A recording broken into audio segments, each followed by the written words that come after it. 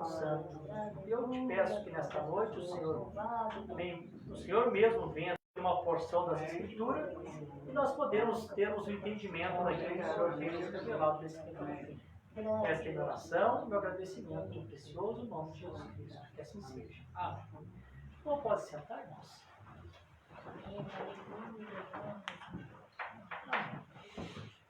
Estamos agradecidos a Deus por essa oportunidade que Deus tem nos dado. Amém. É sempre bom estar aqui na cidade de Canoas, com a minha família natural e com a família espiritual. Né? Amém.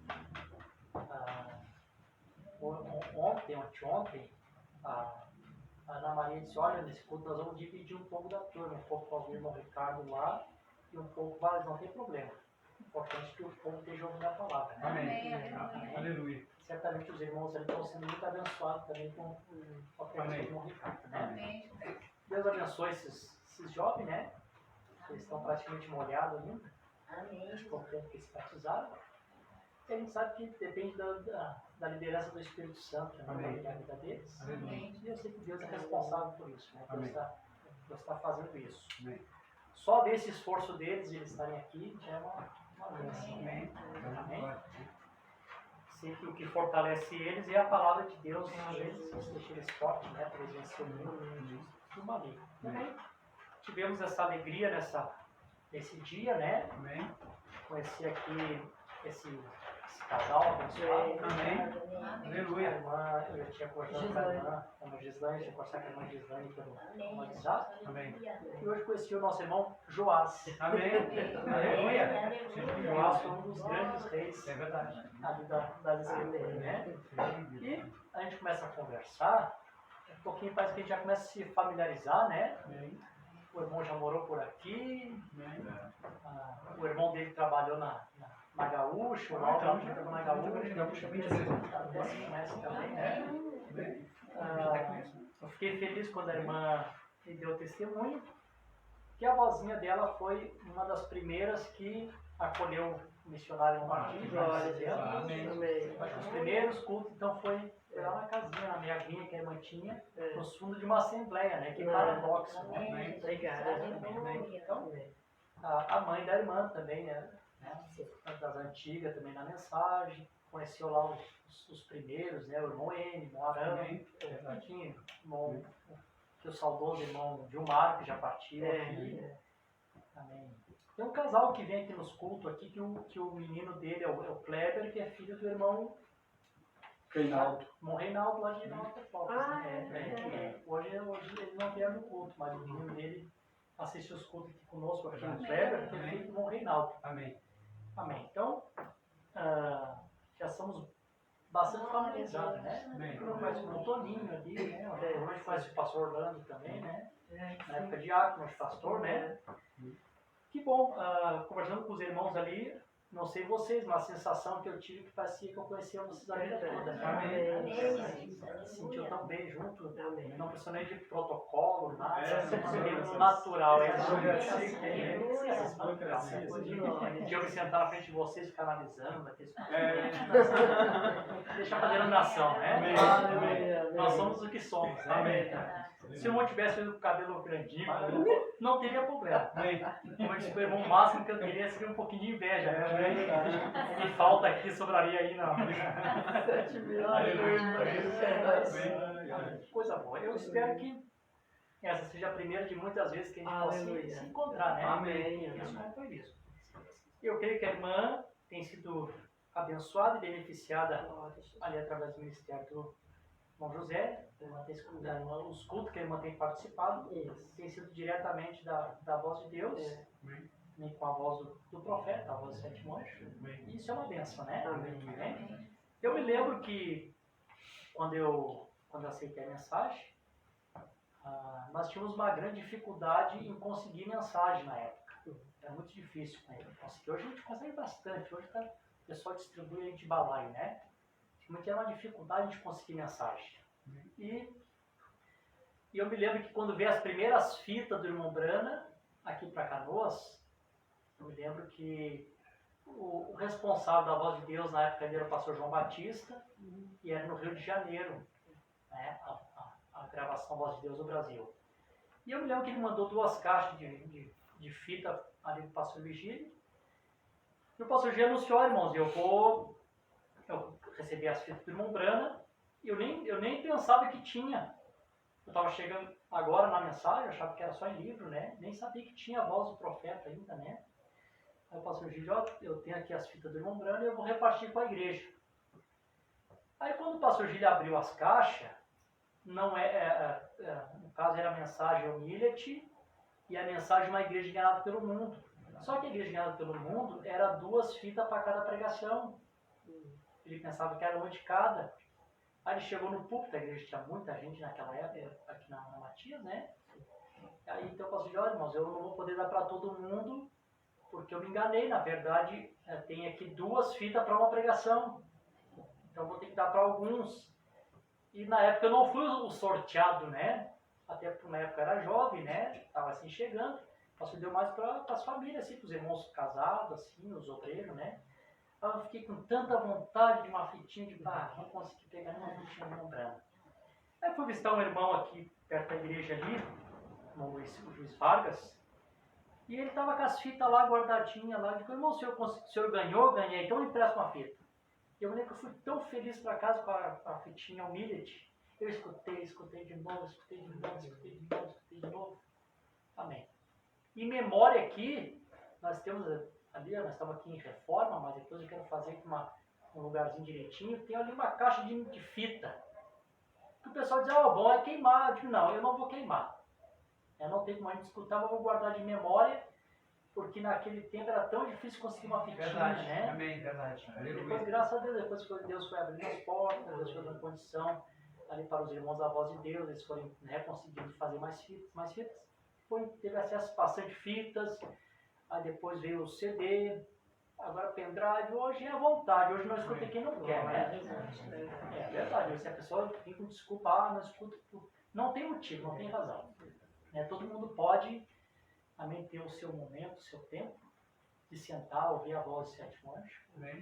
E eu aconselho sempre os irmãos também, digo assim, que os irmãos nunca, principalmente as irmãs, né, nunca ouvir a mensagem do profeta lavando louça, limpando casa, fazendo alguma coisa, né? Eu sempre aconselho, irmão, se você vai ouvir a mensagem, se senta e reverencia aquele momento como culto, né? Você está tendo um culto na tua casa, então reverencia, senta ali, ouve, se tiver alguma coisa para fazer, dá um pause, marca ali os minutos que parou, faz o que tem que fazer, quando continuar, prossegue dali em diante.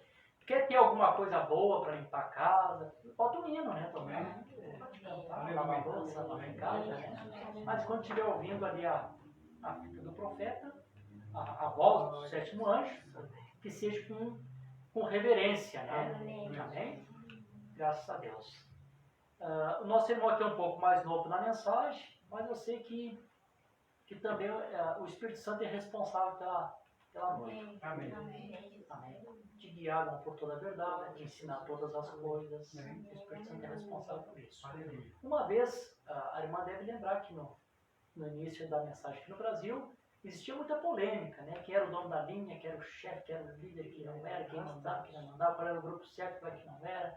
Ai, meu Deus, sabe? Tinha tempo de meninice, né? Tinha bastante puxa para cá, puxa para lá. Graças a Deus que isso parou um pouquinho, né? Então, alguém escreveu uma carta para o irmão José Brana, perguntando para o irmão José Brana assim, irmão José, quem é o responsável pela noiva no Brasil? Cada um espera, né, aquela grande resposta. Né? Eu me lembro que a resposta que o José Brana deu foi muito simples. Ele disse, irmão, se este apóstolo, se aquele apóstolo, eu não sei. Eu sei que Deus enviou um profeta e o Espírito Santo é o responsável pela noiva no Brasil. E é o suficiente, né, gente? Não tem mais? Não querer homem na liderança e Deus nos mandou o melhor guia que é o Espírito Santo. Amém. Então, eu nunca mais me esqueci dessa resposta. Quando alguém pergunta, o que tu acha, a linha? Olha, irmãos, eu dou a dica do irmão José. O responsável pela noiva no Brasil segue sendo o Espírito Santo. Amém. Esse Espírito Santo que um dia vai nos tirar nós daqui, né? Amém? Eu creio que uma das coisas que Deus tem feito por nós também nesse tempo, também Deus tem cumprido com a sua palavra, conforme está escrito em Provérbios, que diz assim: porque a vereda do justo é como o romper da aurora, que vai brilhando mais e mais, até que seja dia perfeito. Eu não sei se o irmão aqui passou por isso, ele disse para mim que ele é lá de São Borja, talvez ele passou por isso. Quando nós éramos crianças aqui, nós éramos pobres e muito pobres. Nós éramos os pobres dos pobres dos pobres. Então, nós tínhamos aqui no antigo Prado, que o senhor conhecia. Pobre em cima do pobre. Os pobres eram bem melhor do que nós. Então nós chegamos aqui, viemos morar aqui no Prado, no meio de um campo, no meio de um nada. O senhor conheceu aqui, irmã, também? Sim, os cavalos corriam. Exatamente, né? O velho Prado. Nós não tínhamos luz elétrica, não tínhamos água, era água de poço, né? Talvez aqui os mais novos não conheçam a antiga patente, né? Eles ainda nem sabem o que é isso, né? É verdade.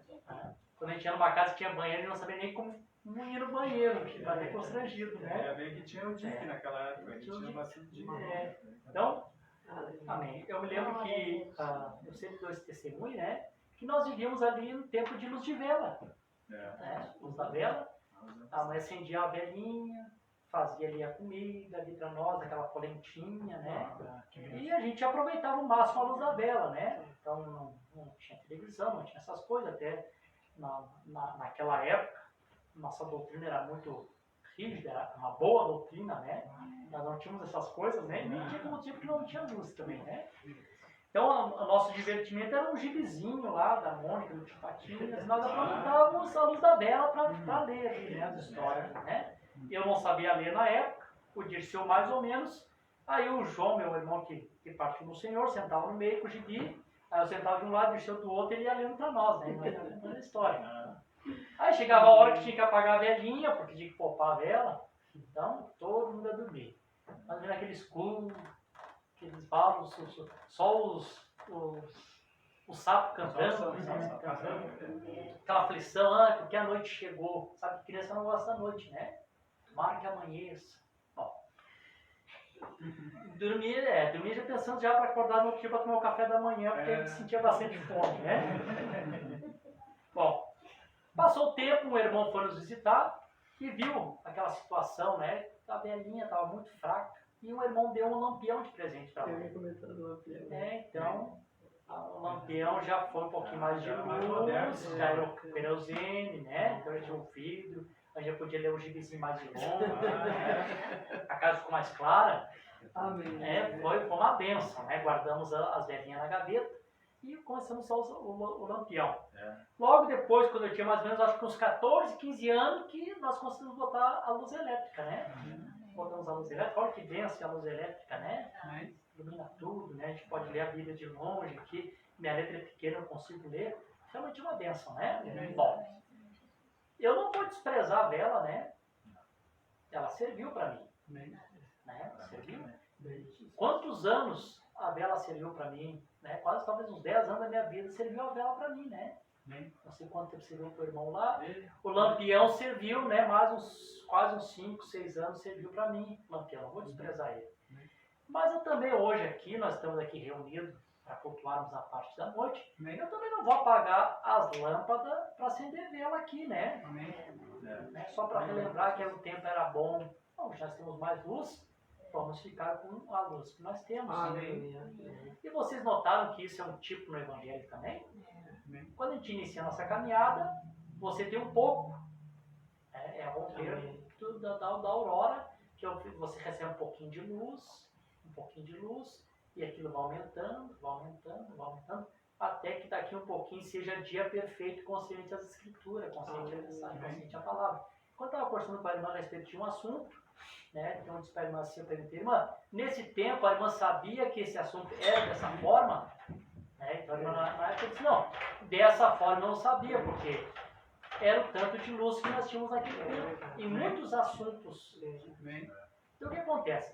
Eu me lembro que eu estava numa reunião de ministros, num certo lugar, e eu me lembro que tinha os pastores sentados conversando, e o pastor, creio que o pastor Júlio César de Sena, lá de Minas Gerais, comentou com outro pastor e disse assim, que quando eles aceitaram a mensagem, sabe aquela pergunta polêmica de Gênesis 1:26 que os denominacionais nos fazem sempre, né?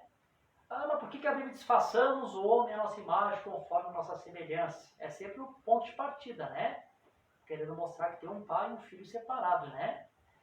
E aí diz assim, como nós não tínhamos naquele tempo a mensagem perguntas e respostas sobre Gênesis, que o profeta explica exatamente o que é essa escritura, ele diz assim, então nós nos defendíamos com o que nós tínhamos, nós dizíamos assim, não, isso aqui era Deus e as hostes celestiais, os anjos. Claro que a gente sabe que não é, porque anjo não cria, né? Mas eles não tinham muito com o que se defender, se defendiam com o que tinham.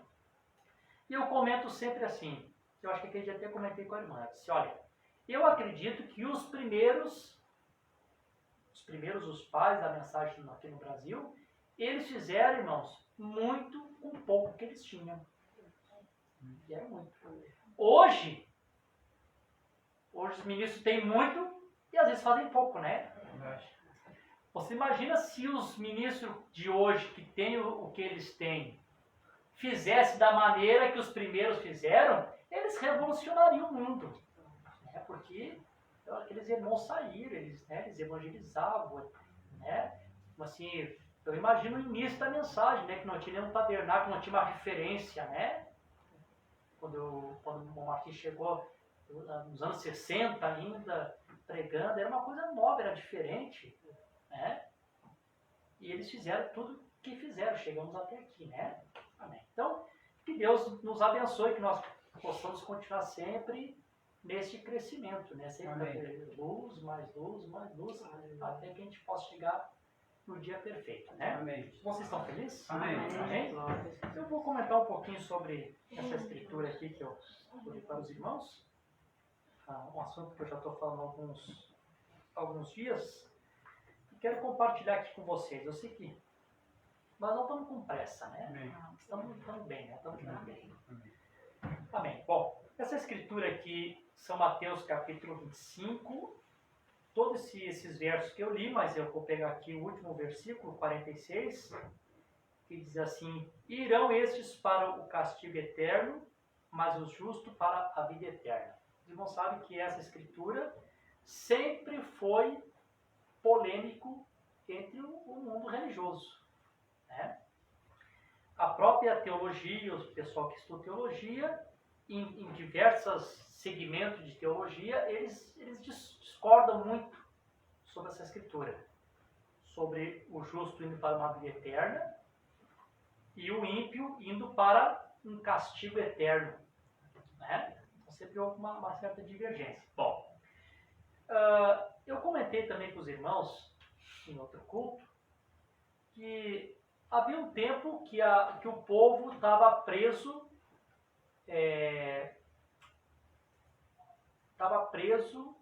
como eles chamam, né, na era das trevas, que era uma prisão de entendimento, né? As pessoas, praticamente, quase toda a humanidade, eles eram bitolados. E se aparecia alguém com um pouquinho mais de inteligência, na época a Igreja Católica o acusava como herege, ou como bruxa, qualquer coisa que fosse, e eliminava aquela pessoa. Né? As pessoas se mantinham numa obscuridade mental. E as pessoas simplesmente só seguiam aquilo que os papas, os cardeais, os bispos ensinavam. Né? Bom, nessa era das trevas, eles ensinavam a respeito do nosso Deus, que hoje nós conhecemos, esse Deus como um Deus irado, um Deus perverso, que estava sempre pronto para julgar e condenar as pessoas e colocar no inferno. Essa era a imagem do Deus que eles passavam naqueles dias. Né? Então, quando as pessoas chegavam nas igrejas, que hoje as imagens mudaram, mas na época as imagens das entradas das igrejas, as pessoas iam entrando e estavam aquelas imagens assim de pessoas queimando no inferno, o diabo com garfo espetando as pessoas apavoradas, essas imagens que as pessoas tinham. Então as pessoas já entravam com medo, né, daquilo que eles estavam vendo, aquele temor, né, aqueles horror que eles colocavam. Então os padres ensinavam as pessoas em cima disso. Um Deus irado, que se as pessoas pecassem, que ia para o inferno, que ia queimar eternamente, e batiam tanto nesse inferno que a maioria das pessoas daqueles dias, eles eram católicos e eles serviam a Deus mais por medo de ir para o inferno do que amar a Deus. As pessoas não conseguiam amar um Deus irado assim. Eles tinham medo de Deus, na verdade. No tempo das indulgências, aqueles homens iam lá para vender indulgência, botavam um produto na mão, queimava aquele produto ficava queimando, aquilo fazia cara de dor, daqui a pouco ele apagava aqueles uns minutinhos de fogo aqui na mão, já é um tormento, imagina vocês eternamente um lago de fogo queimando, e aquele temor, imagina teu pai que partiu nessa hora, coitado está lá. Então se uma moedinha cair na latinha agora, tira-se dali do purgatório e coloca-se no paraíso. E faziam toda aquela propaganda em cima do medo das pessoas. E as pessoas vinham com temor. Bom, quando Deus decide trazer um pouquinho mais de luz para o Evangelho, Deus levantou um homem chamado Martim Lutero, que irmão aqui era de segmento luterano, Deus levantou Martim Lutero naquela ocasião. E Martim Lutero decidiu fazer a sua profissão de fé como monge ali da Ordem dos Agostinhos. E Martim Lutero então queria servir a Deus, ele era sincero, queria servir a Deus. Mas ele olhava para ele e ele descobria que ele era homem. Os pensamentos dele eram de homem, as fraquezas dele eram de homem, e ele não conseguia ser santo como a igreja impõe que a pessoa fosse santo. E diz que Martim Lutero se flagelava muito, se batia, pegava um chicotezinho, batia. Quando ele pecava, alguma coisa, algum pensamento, qualquer coisa que vinha nele, ele se batia, ficava dias sem comer. Diz que uma vez tiraram ele da neve, que ele se deitou na neve nu para pagar penitência. Porque ele não conseguia mudar aquela natureza, ele era homem. Quando tiraram ele daquela condição, o padre dele conversando com ele, ele disse assim para o padre dele, padre, me perdoa, que eles pediram perdão, padre, me perdoa, porque eu pequei, o que foi que tu fez, irmão Lutero? Ele disse assim, eu não consigo amar Deus. Claro que era impossível amar aquele Deus que eles apresentavam, Eu não consigo amar Deus. Mas como tu não pode? A palavra diz que tem que amar Deus sobre todas as coisas, com todo o teu coração, mas eu não consigo amar um Deus irado, que me fez homem, e aí como eu acho quando o homem ele bota no inferno. Era o conflito que ele tinha na mente. Não consigo amar esse Deus que age assim. E aí então aquele padre, então faz o seguinte, eu vou te mandar tu para a escola, tu vai estudar teologia então. E aí era Deus encaminhando, Quando Martim Lutero começou a estudar teologia, o que ele descobriu? Quando ele começou a ler as Escrituras, ele descobriu que o Deus das Escrituras não era o mesmo Deus que eles ensinavam. Glória a Deus. Ele descobriu que o Deus das Escrituras era um Deus cheio de amor e compaixão. Um Deus que é tardio, irar-se, abençoado. Um Deus que é riquíssimo, nem fala rico. Riquíssimo, vai além de ser rico, tem misericórdia.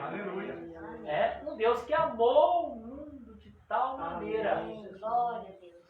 Quando o Martim Lutero começa a ler isso, ele começa a ver que tem alguma coisa diferente. Opa, mas e aquele Deus que me ensinaram, aquele Deus irado, aquele Deus violento, que estava sempre querendo me colocar no inferno? O que ele descobriu? Que na verdade, amém, o Senhor nosso Deus não se agrada com a morte do ímpio. Aleluia, verdade. A Bíblia diz que Deus quer que ele se arrependa e chegue ao conhecimento da verdade.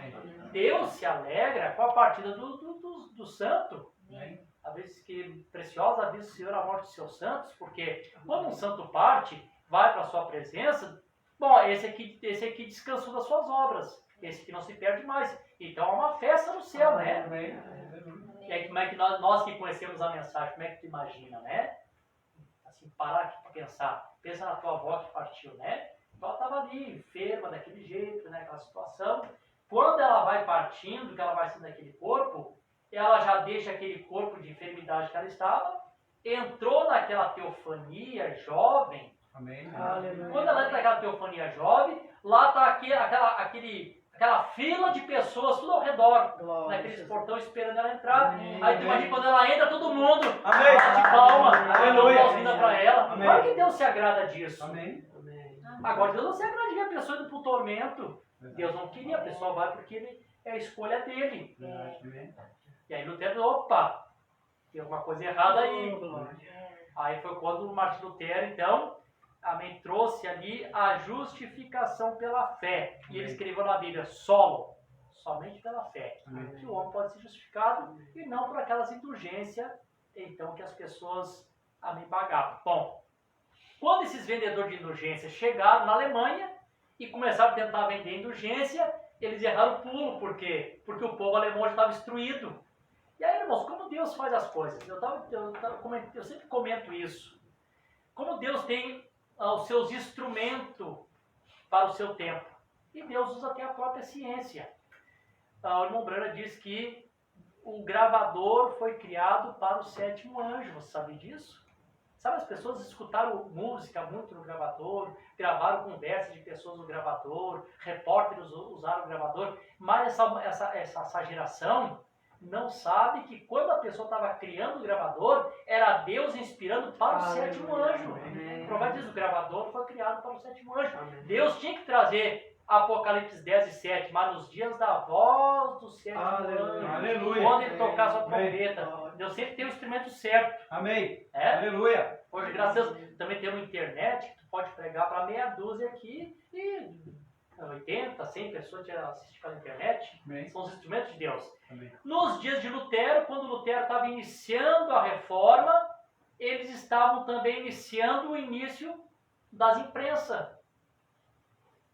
Era aquela dificuldade, né? Era letra por letra que tinha que colocar, tinha que formar palavra por palavra e virado ao contrário para poder pegar no papel. Aí passava a tinta, botava o papel em cima e daqui a pouquinho pegaram aquelas 95 teses de Lutero e espalharam pela Alemanha toda, né? Quando eles chegaram lá, o povo já tinha saído da escuridão. Amém. Aleluia. Glória a Deus. O povo já saiu da escuridão, já não estava naquela escuridão, da mente presa na escuridão católica, né? De ensinamento, o povo já tinha mais entendimento. E ali então começou todo o processo que vocês conhecem, aí veio a grande reforma, apareceram outros homens que reformam, e a reforma se espalhou. A Bíblia se espalhou, as pessoas começaram a ter acesso às escrituras. Bom, eu sempre digo uma coisa, as pessoas não sabem às vezes ver com liberdade, né? As pessoas não sabem ver com liberdade. Quando as pessoas descobriram que não era por indulgência, não era por obras, que aqui também tem um outro detalhe importante, né? Por exemplo, assim, nós não somos salvos pelas obras, nós somos salvos pela fé. Amém. Então, assim, não adianta a gente querer fazer boas obras para produzir vida eterna, que não funciona. Mas, por um outro lado, a vida eterna em nós produz boas obras. Amém. Aí, essa é a escritura que eu li aqui. Aleluia. Quando, Senhor, que nós tivemos um copo d'água, vê que a pessoa nem sabe o que fez, Glória. porque a vida eterna, ele produziu isso. Amém. Amém. Então você tem vida eterna. Aleluia. Ele tem vida eterna e produz essas boas coisas. Amém. Não tem como um pé de laranja não dá laranjeira. Ou a laranjeira não dá laranjas. É a natureza dela. Tu tem vida eterna e vai produzir vida eterna. Amém. É assim? Glória. Bom, o povo percebeu que havia essa liberdade e vocês sabem que depois disso o mundo religioso caiu numa libertinagem. Uma libertinagem. E aí o povo começou a, então tá, é só pela fé? Vamos lá. Vamos deitar e rolar. Aí começaram a fumar cachimbo, começaram a beber trago. E domingo de manhã para a igreja, fazer sua confissão de fé, era um cristão. Durante a semana eles deitavam e rolavam. Bom, e a igreja foi um longo período assim, da justificação, foi um longo período assim. Deus agora tinha que tirar o povo dessa etapa da justificação para a santificação, então Deus tinha que mover o povo. E como eu sempre digo, Deus sempre tem um instrumento certo. Aleluia. E aí diz que na América apareceu um homem, que você pode até pesquisar na internet depois, chamado Jonathan Edwards. E esse homem pregou 2 mensagens, que ficou até hoje registradas, essas 2 mensagens dele. Uma era essa escritura, o castigo eterno para o pecador, e a outra era o pecador nas mãos de um Deus irado. Claro que Deus teve que trazer uma mensagem assim, porque o pessoal estava muito, assim, muito liberal, né? Vamos lá, de qualquer maneira, tá bom. Deus teve que trazer uma mensagem para parar o povo. E aí diz que quando esse homem está pregando, diz que a pregação dele foi tão forte, quando ele pregou um pecador nas mãos de um Deus irado, que as pessoas desmaiavam no culto dele. Com tanto pavor, ele trazia aquilo tão claro, como o profeta disse, né? Que o verdadeiro pregador é aquele que afasta o céu e aproxima o inferno. Ele fez isso. Aproximou tão perto do inferno das pessoas que tinha uns que sentiam que o inferno se abria debaixo deles, estava dentro do inferno. Era a pessoa clamando misericórdia, misericórdia. Foi aquele alvoroço na América, né? Quando isso aconteceu, então Deus inicia a etapa da santificação. Então a mensagem de santificação começa a tomar forma, né? Através de John Wesley. Bom, isso aconteceu. Agora o ponto que eu quero chegar com os irmãos. Isso aconteceu, Deus permitiu que esse homem trouxesse essa mensagem, e essas duas mensagens dele ficou conhecidas. Mas a gente sabe que o Jonathan Edwards errou, né? Daí onde o profeta traz as escrituras aqui e mostra para nós a respeito desse inferno, sobre o inferno eterno. Que é estranho, né? Pensar no inferno eterno. Como é que nós imaginaríamos um inferno eterno? Eu creio que todos nós aqui somos salvos, né? E todos nós salvos com a vida eterna. E aí lá, por bilhões e trilhões de anos lá para frente, dá uma paradinha e pensa assim, nessa hora temos as quantas pessoas que estão queimando. Seria estranho, né? Pensar numa vida eterna assim, né?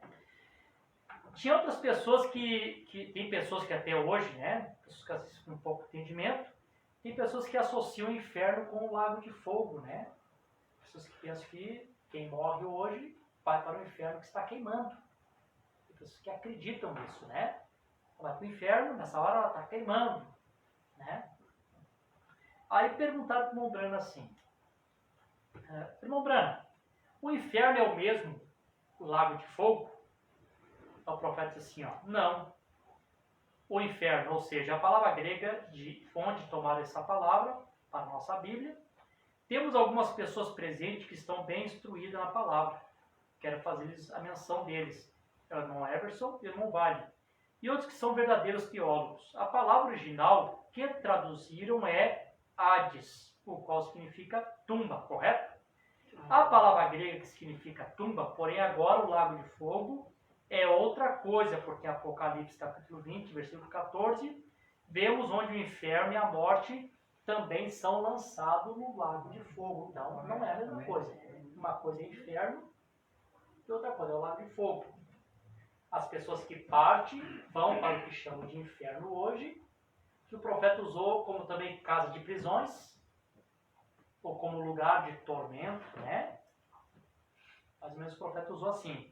O lago de fogo é depois do trono branco, depois do julgamento. O profeta disse assim, que Deus não seria injusto, porque se um juiz da terra, antes de dar uma sentença, aquela pessoa tem que passar por um julgamento, quanto mais Deus, né? Então, ninguém iria para uma condenação de um lago de fogo sem primeiro passar pelo julgamento do trono branco. Então, depois ele seria julgado, então aqueles que forem condenados irão para o lago de fogo. É assim? Então não tem nada a ver com o inferno. Então o profeta mais ou menos nos relata aqui, só vou ler um parágrafo aqui para os irmãos, mais ou menos sobre o inferno. Primeiro, você sabe que o irmão Brana, ele tinha essa prerrogativa para falar do inferno. O que ele tinha? Ele tinha porque ele conhecia pelas escrituras, sendo profeta, e Deus permitiu que ele fosse lá. Sabe quantos anos, Lucas? 12. Eu acho que o profeta, ele tinha 14 anos na época que ele foi ao inferno. Que levou aquele tiro nas pernas e perdeu muito sangue. Aos 14 anos ele foi ao inferno para ser uma testemunha do que ia pregar. E ficou um espaço de tempo muito curto. Pouquinho tempo. E nesse pouquinho de espaço que ele ficou, ele já percebeu que o inferno não é um lugar bom de ficar. E quando ele pregava sobre isso, ele dizia, olha, não vão para lá, gente. Aí quando ele fala da experiência que ele teve no céu, ele diz assim, é do ridículo ao sublime. De tanta diferença que seria o inferno, né, daquela sexta dimensão de tão santos. Ele relatou alguma coisa ali para nós. E nessa mensagem que a faz para ele no ministério, o irmão Brana, ele testifica a respeito disso, ele diz assim, Agora, a quinta dimensão é onde o pecador incrédulo morre e vai. A quinta dimensão, que é o inferno, né? A sexta dimensão onde estão os santos e a sétima onde está Deus.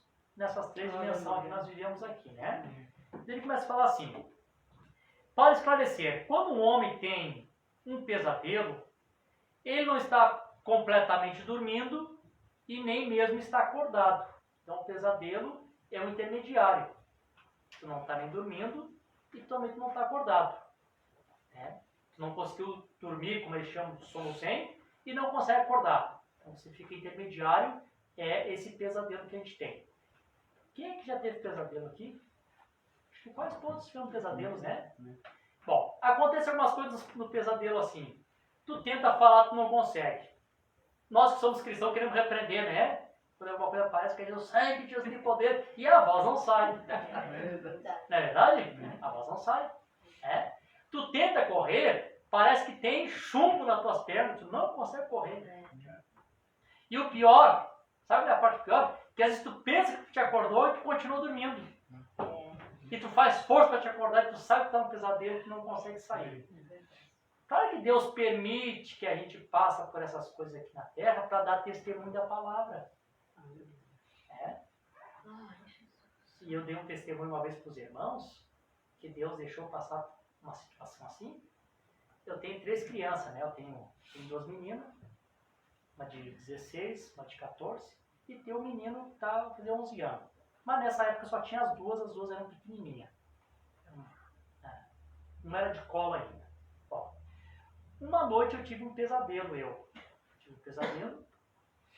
e nesse pesadelo eu tinha perdido a mente, eu estava demente, e eu estava dentro de uma floresta correndo. Certo? Como se tivesse perdido assim, estava demente, correndo. E cheguei num certo lugar onde tinha uma clareira assim, e tinha alguns animais ali, e eu peguei aqueles animais e matei eles assim, e estirpei assim a garganta deles, né, com as mãos assim. Quando eu estou terminando de fazer aquilo, eu voltei ao meu estado normal. Quando eu volto ao meu estado normal, aqueles animais que eu tinha matado eram minhas filhas. Já pensou? Olha, gente, quem é pai e mãe sabe que isso é pra lá de pesadelo, né? E eu naquela situação, no meio daquele mato, pensei, meu Deus, o que eu fiz? Matei minhas filhas. E uma pá na mão fazendo um buraco para enterrar elas, chorando. Depois que eu enterrar, eu vou matar também, pensando assim, né? E eu me acordei chorando, era a casinha aqui, nós morávamos aqui, e minha esposa morava aqui nessa casinha aqui, ó. Que era repartida, que tinha a quarto aqui, foi aqui. Me acordei chorando, saí, vim pra cá, tinha uma salinha aqui, fiquei aqui. Não consegui mais dormir. E aí, quando eu tô aqui na salinha, o Espírito Santo falou assim comigo, assim, ó. Que todas as vezes que eu falasse sobre o inferno, sobre esse pesadelo, era para mim sempre dar esse testemunho para mostrar para as pessoas o que é você ficar num lugar onde os teus piores temores sempre vão te alcançar ali. Verdade. Teus piores temores. Tu imagina, tu passar todo aquele tempo sempre matando teus filhos, sempre uma situação fúnebre assim. Aí o profeta disse na mensagem, quem é Melquisedeque, ele disse assim, tinha uma mulher dirigindo, lá no deserto de Tubs. De repente essa mulher bateu num homem e aquele homem voou para cima, caiu no deserto. Parou aquele monte de carro, vão procurar o corpo. Procuraram o corpo, não encontraram o corpo, chamaram o bombeiro, não encontraram o corpo. O que houve? Não tem corpo, só está liberada, vai embora. A mulher ficou intrigada com aquilo, ela tinha certeza que ela tinha batido uma pessoa. Ela pesquisando o jornal, daqui a pouquinho ela descobriu que ali naquele lugar, há 5 anos atrás, um carro tinha batido um senhor naquela mesma característica que ela viu, e aquele homem voou para cima daquela mesma forma e morreu. Aí o que o profeta mostrou? Que aquele homem em lugar de tormento, ele fica constantemente naquela mesma situação sempre. É horrível, gente. Por isso que o profeta disse, a gente não vão para lá, é horrível. É. Isso aqui, né? Amém. Para esclarecer, quando um homem tem um pesadelo, ele não está completamente dormindo e nem está acordado. Porque esta vida aqui que nós vivemos aqui, esta vida, não é a verdadeira vida. Isso aqui que nós estamos vivendo é como se nós estivéssemos tendo um sonho. A verdadeira vida é quando nós nos acordamos do outro lado. Amém. Nessa dimensão que eu falei aqui. Aleluia. Quando nós chegarmos, entramos naquela teofania, nós descobrimos que aquilo é vida. Amém. Aí, quando o profeta entrou, é sublime, é mais do que sublime. É maravilhoso, é mais do que maravilhoso. Eu não tinha como explicar o que era aquele sentimento que tinha das pessoas. Aqui nós temos todo tipo de sentimento, né? Amém. Aqui nós temos todos os tipos de amores. Aqui nós temos ódio, nós temos raiz de amargura, nós temos tristeza. Todo tipo de sentimento possível nós temos aqui. Mas quando ele chegou ali, o que ele percebeu? Que ali não tinha espaço para nenhum sentimento a não ser o divino amor. Amém. Irmãos, Aleluia. a gente se reúne aqui, pensem nisso, por um espaço de tempo. Quando nós estamos debaixo da unção da palavra, tudo fica gostoso, fica maravilhoso. Amém. A gente parece que não quer mais sair de um culto como esse. Amém. Tá tudo bem, nós estamos felizes, nós estamos alegres. Imagina quando chega num lugar assim, aonde realmente todo tipo de sentimento saiu. E só tem o amor divino. É a vida realmente que é a verdadeira vida. Amém. Aleluia. Aí eu disse para os irmãos esse dia no culto, igual, irmãos, Deus só deu uma prévia para Pedro, Tiago e João. Quando no Monte da Transfiguração ele foi transfigurado, eles ficaram debaixo daquela atmosfera da transformação. Aquilo foi tão forte para eles que eles se esqueceram que eles eram, que tinham família. Senhor, como é bom estar nesse lugar. Vamos fazer aqui 3 tabernáculos. Eles nem queriam mais voltar para casa. Amém. Aleluia. Não tinha aquele sentimento, tem que ir lá, tem que pescar, tem que levar peixe para minha família comer. Passou, esqueceu. Depois que eles voltam a si. Mas enquanto eles estavam naquela atmosfera, imagina quando se entra lá. Diz que o profeta não queria voltar. Amém. Então ele teve que voltar para continuar a missão.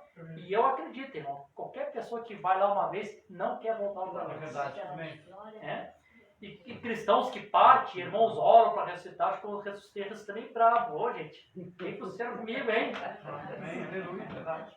Tava tão bem, rapaz, que me chamar. Ai, Jesus. Talvez o Lázaro disse para Jesus, né?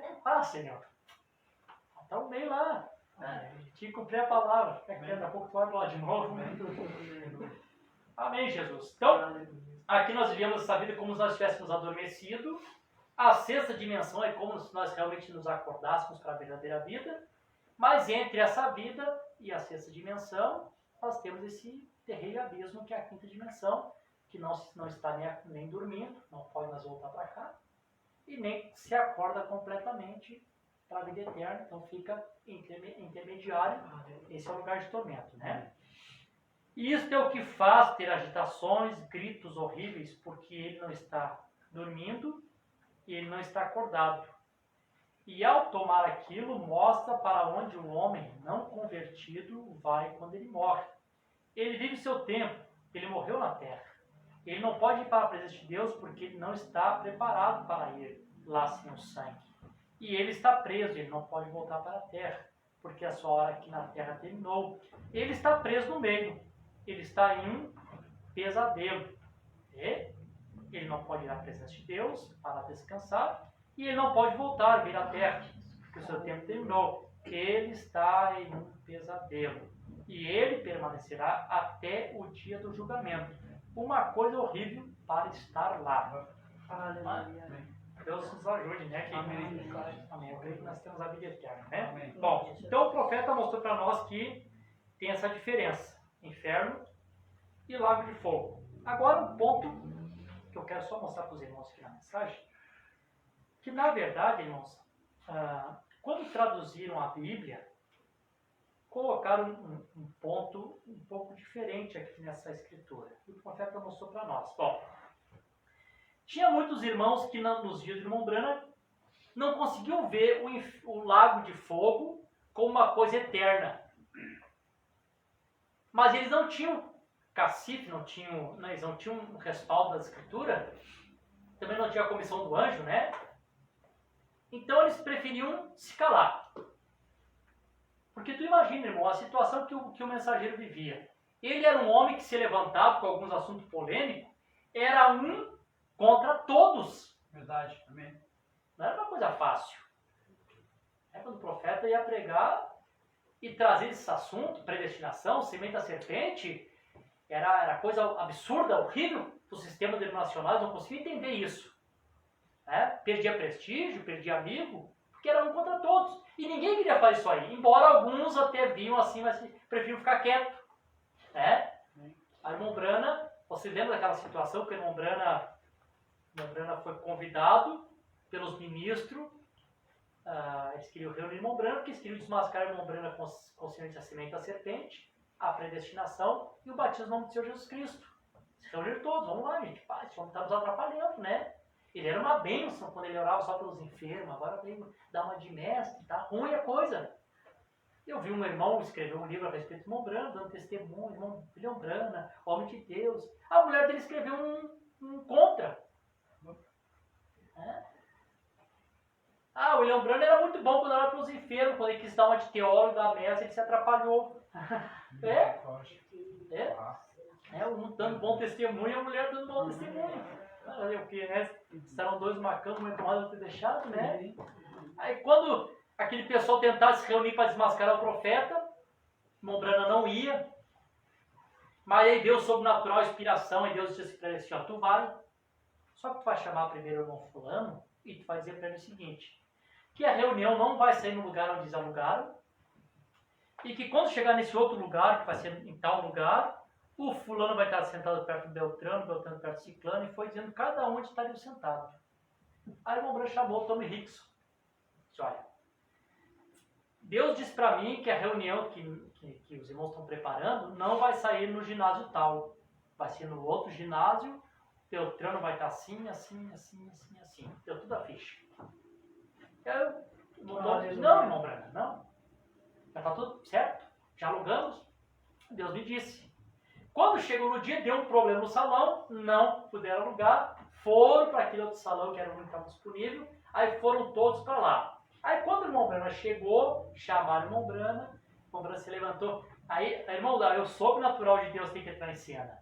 O sobrenatural de Deus tem que entrar em cena. Amém. E eles conheciam o sobrenatural na vida do irmão Brana. Eles acompanhavam as campanhas. Aleluia. Aí o irmão Brana disse, irmão Tommy, eu não disse para o irmão que a reunião não seria lá, seria aqui. Irmão Tommy, irmão, o senhor disse. Amém. Eu não falei que o irmão era sentado perto do irmão Ciclano, que o irmão Ciclano está assim. E deu toda a ficha. O senhor disse.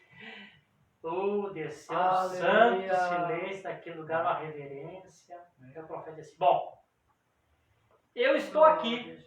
Qual de vocês que querem vir aqui, se colocar do meu lado e provar que eu estou errado? Esperou ninguém se levantar. Aleluia. Glória a Deus. Eles então, sai do meu caminho. Porque o irmão Brana era muito humilde, ele era muito catedrático. Quando ele tomava a palavra, ele era audacioso. Aí o Espírito Santo ali, ele batia forte, né? Então vocês saem do meu caminho, então. E aí no final daquela reunião, 70 disseram, nós vamos lhe procurar para se batizar. Nunca foram.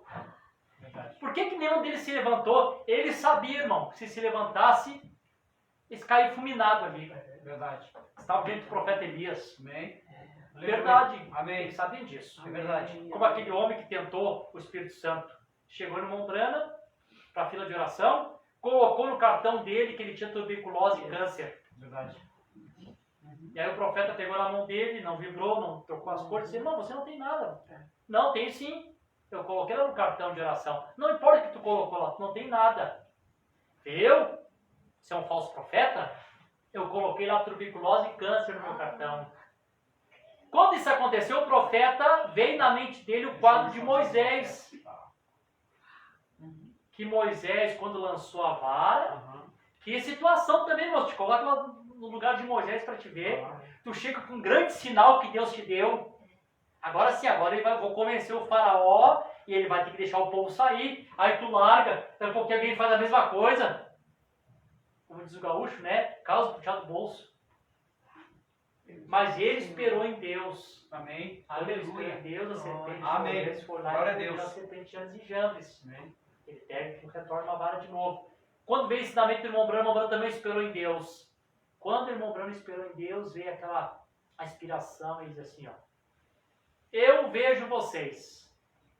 Fulano, Beltrano, Ciclano, vocês estão ao redor de uma mesa redonda e vocês estão preparando isso aqui para me desmascarar. Pois assim diz o Senhor, tu não tinha partilha agora tu vai ter. É verdade. Selou. Selou. Ah, misericórdia, não posso fazer nada, era Deus que tinha feito. Amém. No caso de Noé, foi Deus que fechou a porta. É. Tu não entra mais. Tá condenado. Amém.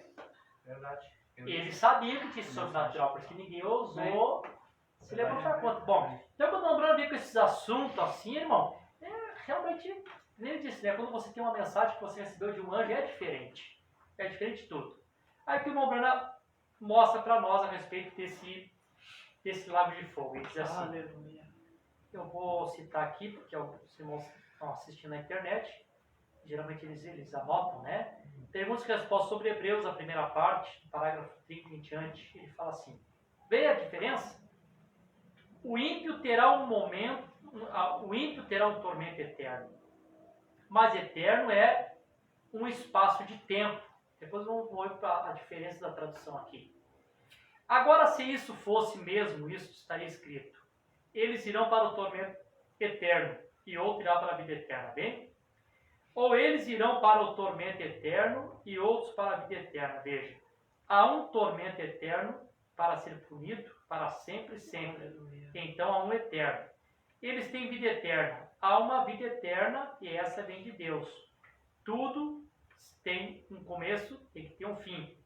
Tudo que começa, termina. Vê o que eu quero dizer? Agora, a própria Escritura, querida pessoa, agora se você olhar isso no léxico, esses irão para o, aí a palavra correta lá é o ainion. A-I-N-I-O-N. Ainion. Que significa, a palavra ainion significa um espaço de punição. Que é na tradução original. Quando fala aqui assim, ó. E esses irão para o castigo, não seria eterna a palavra aqui, seria ainion. Que significa um espaço de punição. Diferente, né? Por que é um espaço de punição? Porque a pessoa queima uma quantidade e quando termina a pena dele, ele é consumido. O profeta diz, extingue-se o corpo, extingue-se o espírito e extingue também-se a alma. Não fica eternamente queimando. Por que não fica eternamente queimando? Porque para a pessoa ficar eternamente queimando, ele teria que ter vida eterna, não é? Como é que uma pessoa com vida eterna vai para o inferno? Essa é a visão que o profeta tinha. Ele não conseguia entender como é que uma pessoa com vida eterna queimará no inferno para sempre. Né?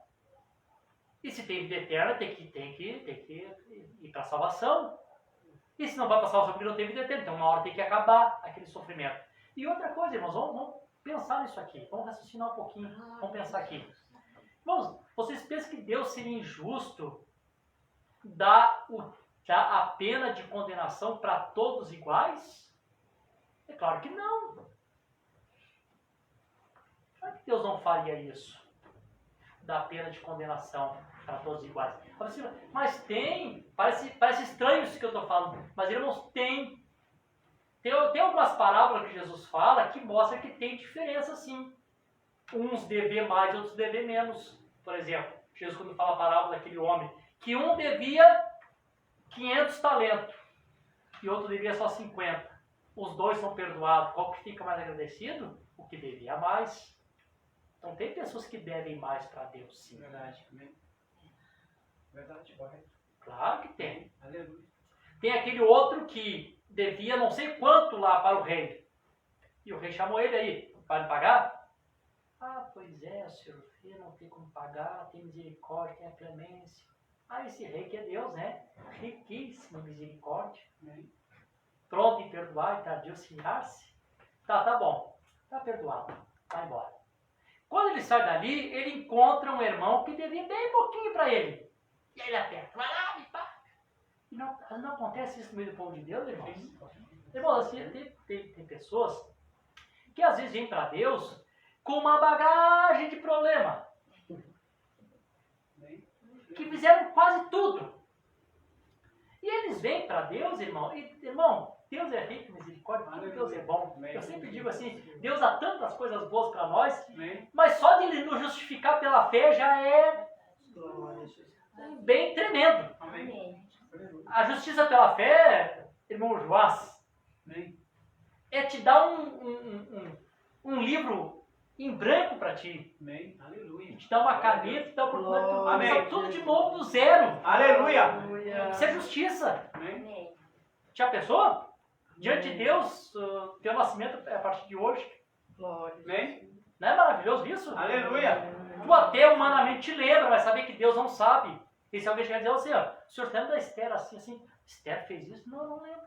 Amém. Aleluia. Quando que ela fez? Não lembro. Amém. Glória a Deus. Aleluia. Isso é justiça de Deus. Amém. Zerar. Amém. Não lembro, não fez nada. Glória a Aquela Deus. mocinha chegou diante do irmão branco e disse, oh minha filha, você tem um bom espírito, você poderia ser esposo de ministro. Ah, irmão branco, não sou digna de ser um esposo de ministro, já fiz tanta coisa errada. Saíram dali, o irmão perguntou, irmão branco tinha o discernimento. Por que essa jovem disse que ela não tem condição de ser esposa de um ministro? O que foi que ela fez de errado? Eu não sei, Deus não me mostrou nada, porque o passado dela está apagado. Amém. Aleluia. Mas Deus seja louvado. nem Deus se lembra, nem Amém. o profeta que vai na mente de Deus Amém. pode captar o que aquela menina tinha feito. Aleluia. Isso é justiça de Deus. Glória. Querido, Verdade. que nós não queremos Amém. isso, né? Aleluia. É. Verdade. Deus serve para mim, Senhor, tá bom, não Amém. precisa dar nem mais uma vez para mim, só Amém. me justificar pela fé, estou muito feliz. Aleluia. Verdade. É, Tremendo. a justiça de Deus, Amém. maravilhoso. Amém. Ah, e aí, às vezes alguns sem entendimento, irmão, claro, às vezes também essas coisas não são pregadas, as pessoas também não têm entendimento, também não é pregado também, né? As pessoas sem entendimento, é justificado por Deus, recebe todo esse benefício, Amém. e às vezes alguém lá, o irmão, qualquer tropeço, olha, Verdade. gente, Amém. daquele outro retornou, Amém. né? Amém. Aleluia. Não é isso aí? Amém. Glória a Deus. Correto. Bom, tem uma outra palavra que Jesus diz que essa aqui temos que prestar bem atenção. Jesus diz assim, ó. Acerta com teu companheiro enquanto tu está nesse caminho com ele. Amém. O que é o caminho? É esta vida. Então Deus nos dá a vida e nos dá a oportunidade de, durante esta vida, nós acertarmos tudo. Amém. Amém, Jesus. Eu às vezes eu vou nos velórios e eu mesmo acabo tendo essa sensação. A sensação que a gente tem nos velórios é que todo mundo que morre vira santo, né? Com tanta dó. Mas assim, mas Deus... E a gente sabe, depois a gente volta ao normal, a gente sabe que não é bem assim. Que a morte não muda ninguém. A morte só muda o nosso lugar de morada. Verdade. Ninguém vira santinho porque morreu. Agora se eu morrer, não. O profeta diz, morreu pecador, ressuscita pecador. O mesmo que sobe, o mesmo que desce. Lembra? Amém. Pegou o livro e tira para cima. Amém. Não muda. Aleluia. Verdade. Né? Então a gente tem aquela... Não tinha melhor... Não, a gente sabe que não é assim. Né? Por quê? Não é naquela hora ali que se acerta, né? Se acerta enquanto está dentro do fôlego de vida. Aí o que Jesus diz? Tu acerta porque quando terminar a caminhada, que é no final da partida, ele te entrega a tua oficial de justiça e ele te coloca em prisão e na verdade te digo que não sairá dali sem pagar o último centavo. Quer dizer que cada um tem os seus centavos a pagar para Deus. Isso acontece aqui também. Você sabe, irmão, que nós estamos aqui no julgamento, né? Quando se estabelece um culto, o julgamento é pela casa do Senhor. Amém. Né? Por quê? Se nós nos julgássemos nós mesmos, nós não seremos julgados, mas quando somos julgados, somos repreendidos pelo Senhor. Amém. A palavra de Deus vem julgando o pecado de nós, porque Deus não quer que nós nos percamos, né? Amém. Que a gente acerta. E eu digo nos cultos isso sempre. Olha, irmãos, por mais duro que o pastor seja no culto, por mais que ele bata forte com a palavra, não é Deus nos batendo. Por mais duro que seja, por mais que o pastor fale forte, sabe? Eu não tenho assim a característica de falar tão, né? Mas tem alguns pastores que têm a característica. Por exemplo, o pastor ali em São Leopoldo, né? Ele batia mesmo, né? E ainda não é Deus batendo. Quando isso acontece, eu sempre digo, é a doce bicada do Espírito Santo, te avisando, cuidado, sai daí, tu vai te perder, não, senão, é o amor de Deus. Amém. Aleluia. Glória a Deus. O que é doloroso é quando a pomba do Espírito Santo para de bicar ali e Deus entrega nós para o carrasco. Aí o carrasco vem, monta, já com espora, cacetete na mão e bota o cavalo para caminhar certinho, né? Daí o cavalo sai a cabecinha baixa, bem domadinho na carrocinha, né? Onde tu quiser, Deus te coloca onde tu quiser. Não é assim? Sabe que cavalo chucro, né? E pulo para cima, e pulo. Aí tá. O dono dele pega um carrasco, né? Um domador, quebra o queixo dele, fica bem assim. Irmão, pessoas que voltam para Jesus, que passaram por uma situação dessa, só quem volta para Jesus, que passou por uma situação dessa, sabe o que é cair na mão do carrasco. Amém. O carrasco não tem pena e o diabo não tem nada para oferecer para ti. Verdade. Quando o filho pródigo está lá nas mãos do diabo, o que o diabo diz para ele? Tem nada, tem um monte de porco lá, quer comer bolota. É o que o diabo tem para oferecer. Tem nada de bom lá para ti. Então, quer ficar aqui no mundo? Vai comer bolota aí, vai te drogar, vai beber, vai te prostituir, vai desonrar teu corpo, faz aí, só bolota. E aí o verdadeiro filho de Deus, numa certa altura, ele tem que se acordar, gente. Aleluia. Amém. Glória a Deus. Ele tem que despertar. E ver que isso que ele está comendo são bolotas do diabo. Por que eu estou comendo bolota, meu Deus? Tu vendo essa vida me desonrando? Na casa do meu pai tem tanto pão, tanta Aleluia! tantas Amém. bênçãos do céu, eu estou aqui padecendo de dor. Amém. Aí o sangue que está nele desperta aquela natureza do filho. Levantar-me ele, nem ter meu pai. Amém. É isso. Aleluia. Glória. Amém, Jesus. Amém. Aleluia. Aleluia. Amém, Jesus. Aí quando chega nesse final ali, que ele paga o último centil, aí então o profeta diz, ali vai se extinguir-se seu corpo, extingue-se seu espírito, e extingue-se a sua alma, acaba aquele tormento. O profeta diz assim, só para encerrar essa parte aqui.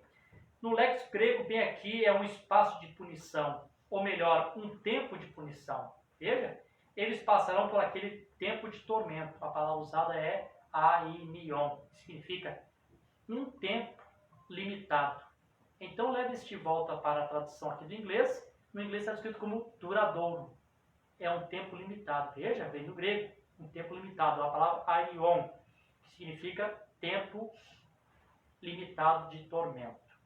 Então um dia acaba esse tempo. Vocês estão felizes, irmãos? Amém. Aleluia. Agora para nós, como o profeta então prega para nós, a vida eterna é diferente. Quer ver? A vida eterna já tem um outro significado.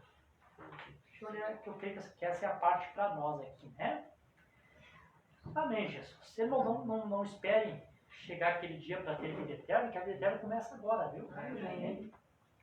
Deus está nos dando a sua vida, né? Amém. O profeta diz assim, mais ou menos a pergunta dentro desse contexto aqui do inferno, do lago de fogo, o profeta diz assim, exatamente como eu acabei de dizer, irmão ou irmã, seja quem for, eles se extinguirão, não existirão mais. Eles tiveram um princípio e há um fim. Eles simplesmente não existirão mais. Por quanto tempo queimarão? Isso é simplesmente difícil de dizer. Mas veja ali.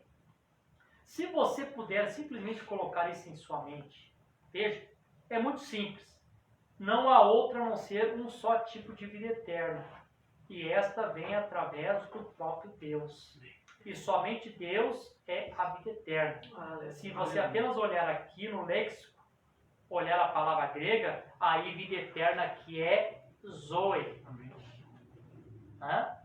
O Z, o O e o E. Zoe significa a própria vida de Deus. Amém. Isso é eterno. Amém. Isso é sempre. Amém. Né?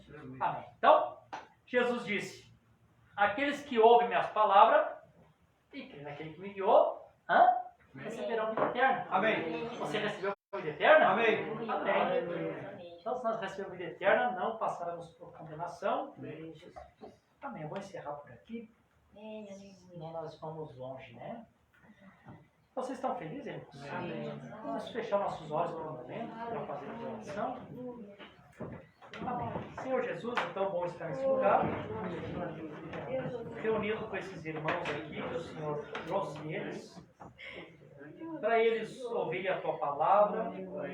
Sei, meu Deus, que nós, como ministros do Evangelho, até preparamos o nosso tema, preparamos as nossas pregações, mas é Teu Espírito Santo que nos dirige, nós pela mensagem, pela Escritura, o Senhor que traz a inspiração.